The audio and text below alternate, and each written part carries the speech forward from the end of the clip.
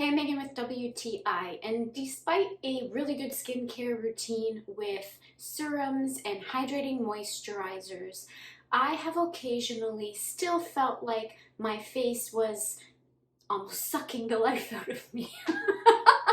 You know the feeling that I'm talking about. So my friend suggested that I add a pure hyaluronic acid serum to my skincare regime. I use it after I cleanse and tone and before any of my skincare serums that I put on. I noticed a difference immediately. You only have to use 1 to 2 drops and pat it into your skin lightly. And after I used it and put my serum and moisturizer on, I felt the moisture in my face. No longer did I feel like I needed just a little bit more moisture.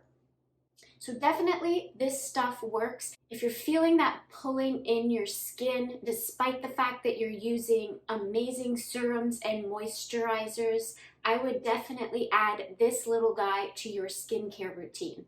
And that's my point of view.